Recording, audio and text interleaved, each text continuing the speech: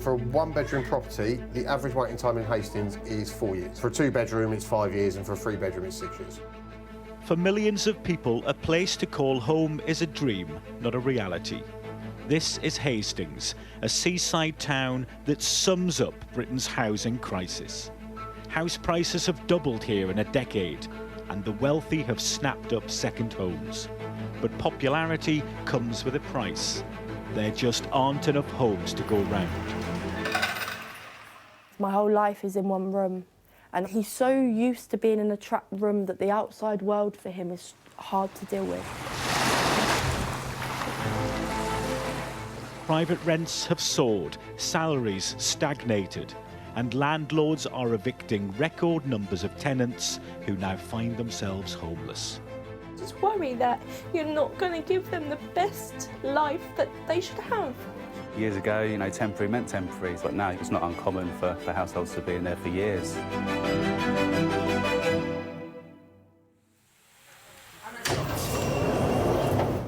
The council office on the seafront in Hastings is where the homeless come for help. The bailiffs turned up about 10:15. 77-year-old Eunice arrived here with her possessions packed into just a few bags. Her landlord wanted the property back, so she's been evicted. Last year she lost her husband. Now she's lost her home. So you don't have anywhere to stay? No, no. How do you feel about that? Well, I don't feel very happy about it, because I've always had somewhere. I've never been in this situation in my life before. I've always had my kids, always had somewhere to live. I've never been on the streets in my life. I never thought I'd ever come homeless, believe me.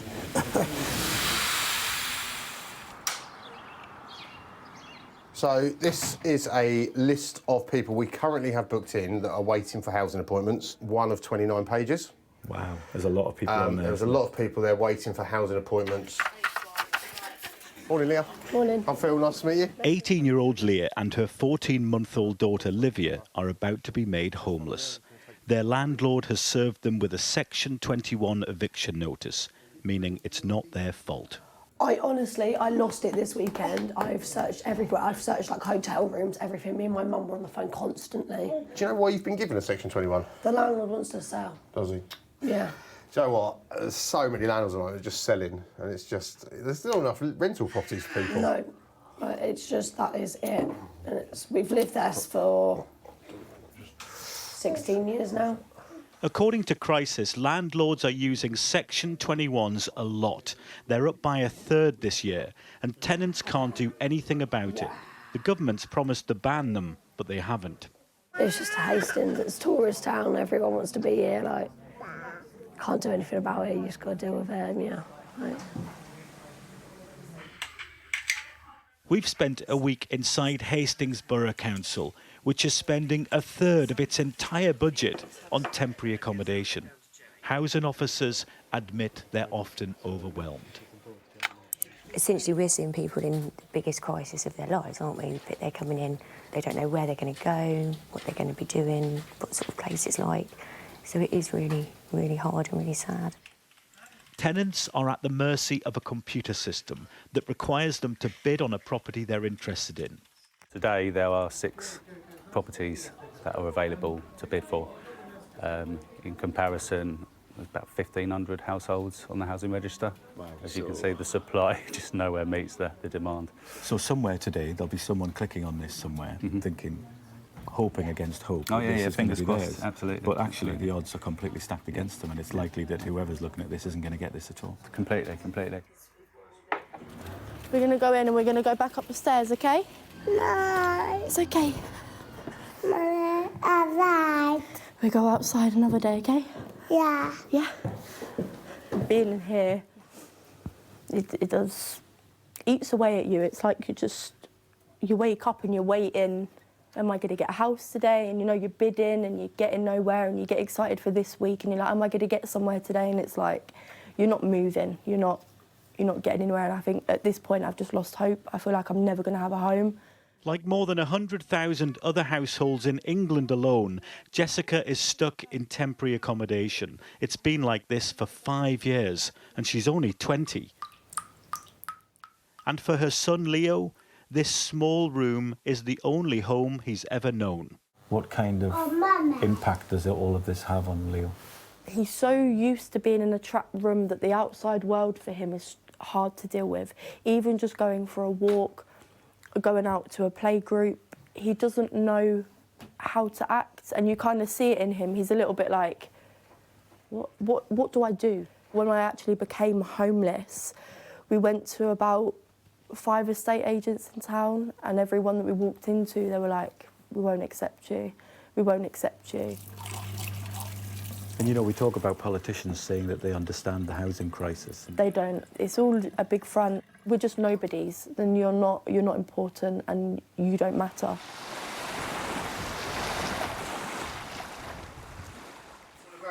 I got just eviction. Me and my boyfriend is sick.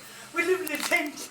All of a sudden, Teresa and Eli come bursting through the housing office doors, desperate. I can get someone to talk to you if you want me to. Phil tries to calm her down, but she's upset. I was sleeping in the cold. Grab a seat over there, I'll get someone to come talk to you. I'm very stressed. Teresa takes a seat. She's breathless, anxious. My clothes is all damp. My boyfriend is sick.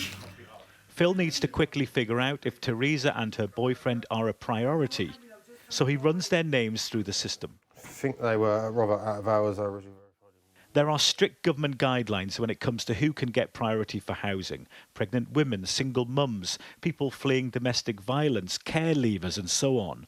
But Phil believes Teresa and Eli have an open case with a neighbouring council, and there's nothing he can do to help them.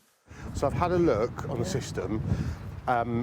Basically, so look, I mean, this is from what I can see is that there's an open case with Tunbridge Wells. Don't shoot, don't bite my head off. I'm just telling you what but there's no open case with Hastings because you haven't got the local connection to Hastings. I went to the office. So what do you get paid for? We have to follow guidelines, unfortunately. No, so we do. You're sitting in your office. Go over there. See me and them. We're homeless. Teresa and Eli have been homeless for years, they tell me. Sometimes they stay with friends, other times this is all they have. When you go to bed at night on here, what's it like? Like that we're going to die in it. Yeah. Our heart could stop any time in that cold. Eli and Teresa are like a pair of lost souls, and because they've moved around so much over the years, it's just not clear who should take responsibility for them. But in the grander scheme of things, of all the people around here who need housing, it appears to me that those two really are at the bottom of the pile. Because it's about priority. Those with the greatest need are helped first. We're going to go and see Chelsea, who's a single mum with 2 children with physical health issues. I'm out with Vanessa. She's one of Hastings' most experienced housing officers, and her most recent case goes to the heart of what priority really means. So the property that she's in at the moment isn't suitable now due to her children's health, so we're looking at moving her. Single mum Chelsea has been living in temporary accommodation for a year after being served with a no-fault eviction. 7-year-old Harley and 6-year-old Jessie both have Duchenne muscular dystrophy, a severe muscle-wasting disease that gets worse over time. They're active now, but soon they'll both need wheelchairs, eventually help to breathe, and will likely not survive past 30. There's no cure for Duchenne. What strikes me about this is how narrow everything is. Yes. Kind of the complete opposite to what you'd want if you've got wheelchairs. The kitchen is the narrowest kitchen I think I've ever seen. It's definitely very narrow. It's going to be hard to find that suitable property that is big enough for both of these kids to live in. And it's not going to be just for now, it's got to be until they pass away. So, yeah. Goodness me. It's hard. Goodness me. Yeah. That's hard to say out loud. That's hard for me to hear. It is. Mm. I'm sorry, it is hard to talk about. Because you just worry that you're not going to give them the best life that they should have. Where you see other children their age have the houses, the properties, where they can just be kids. My kids can't just be kids, and that is what hurts me the most. And that's why, while they're still walking, I want to give them what they should be doing as kids. But we'll just have to see how it goes.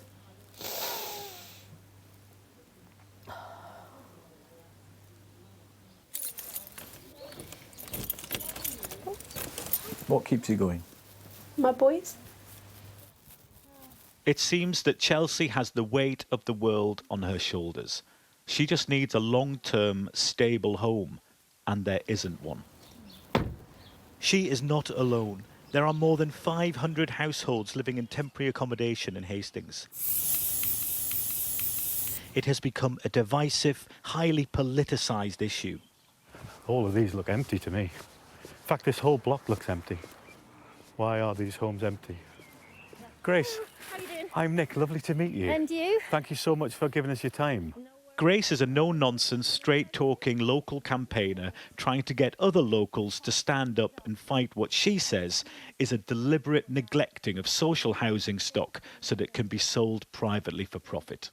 So there's 53 flats in here, which are all empty, were emptied last summer. It's owned by a housing association called Orbit, and they said that these flats are not up to modern thermal efficiency standards, but most of the houses in Hastings are probably not up to modern thermal efficiency standards, and we're not going to flatten all of them.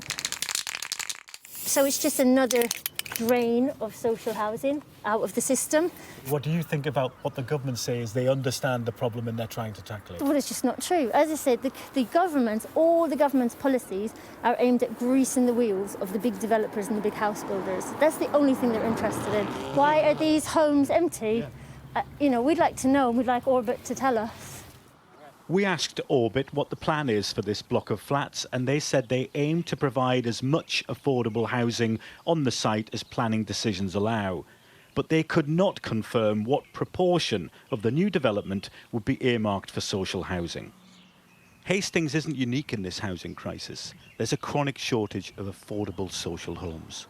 Councils used to own houses, millions of them, and from the 1980s onwards, right to buy meant tenants could purchase their homes. Now, councils like Hastings are coming full circle, buying some of those houses back with the help of government money. It would have been a local authority property 20, 30 years ago, sold under right to buy. Now we've bought it back and we'll be using it to offer to someone who's in emergency accommodation at the moment. And it's quite odd, isn't it? Because ex-council house 30 years ago, you probably sold it to someone, and now here we are, you're buying it back. Yes, needs must. We can either keep going, spending £400, £500 a week on temporary accommodation, which just isn't good enough, or we can, bite the bullet and say, right, we need to get back into this, start building up our portfolio again. The Conservatives and Labour don't agree on much, but they do agree on how to tackle the housing crisis, build 300,000 homes a year. But last year, only 9,500 new social rented homes were completed, nowhere near enough for the 1.1 million people on the waiting list. Should we go in to have a look then? Ready? Chelsea and her boys were moved into accommodation. It's still temporary, but there's more space to cope with their increasing needs. So are we going to be happy in this home, do you think? Yeah. Are you going to be happy, Harley? Yeah. Yeah?